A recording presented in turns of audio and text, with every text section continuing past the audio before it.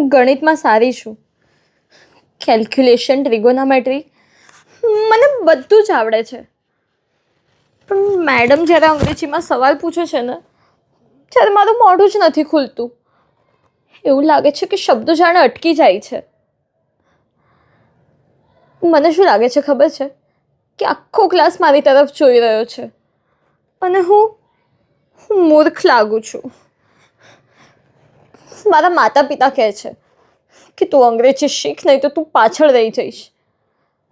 પણ હું એમને કેવી રીતે કહું કે હું ડરું છું.